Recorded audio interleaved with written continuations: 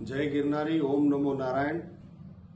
હું આજે ખૂબ દુઃખી હૃદયથી આ વિડીયો બનાવી રહ્યો છું, કેમ કે મૌની અમાવસ્યાનું પવિત્ર દિવસ અને પ્રયાગરાજમાં કુંભ મેળો ચાલી રહ્યો છે।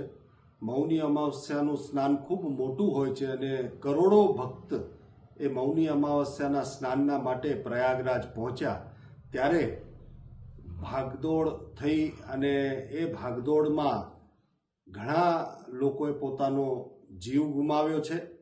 એ જીવ જે ગુમાવ્યો છે એ એના પરિવારજનો પછી જે ઘાયલ થયા છે, આના માટે હું બહુ દુઃખી થઈને પરમાત્માને પ્રાર્થના કરી શકું કે જે દિવંગત આત્માઓ છે એમના આત્માને શાંતિ પરમાત્મા આપે અને જે ઘાયલ થયા છે એ જલ્દીથી સ્વસ્થ થાય। કુંભ મેળા એક આસ્થાનો મેળો છે અને આસ્થાના મેળામાં જ્યારે આવી ઘટના બને ત્યારે કોઈ પણ હોય એને દુઃખ લાગે જ, અને દુઃખના માટે હું પરમાત્માને પ્રાર્થના કરું।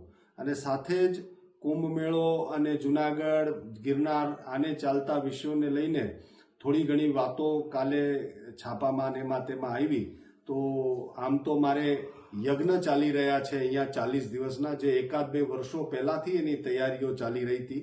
આ યજ્ઞ 40 દિવસના છે, સવારથી સાંજ સુધી આ યજ્ઞ હોય છે, એટલે પોતે હું યજમાન છું યજ્ઞમાં, તો એના લીધે સમયનો ખૂબ જ અભાવ રહે છે।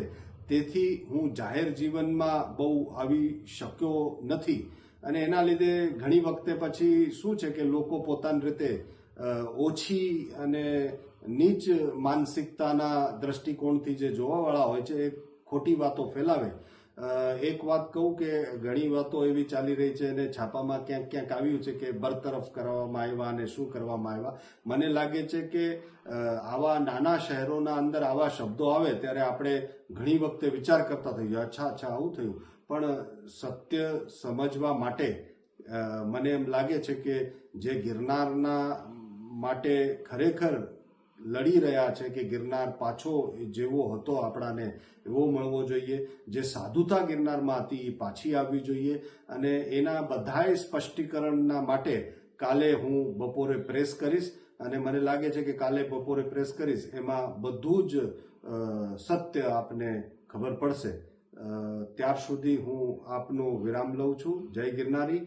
અને પુનઃ દુઃખી હૃદયથી ખરેખર, કેમ કે આ ન થવું જોઈતું હતું અને ભાગદોડ થઈ છે જેમાં ઘણા પરિવારોએ પોતાનો જીવ ગુમાવ્યો છે અને ઘણા ઘાયલ છે, તો એમના માટે પ્રાર્થના કરું છું। ઓમ નમો નારાયણ।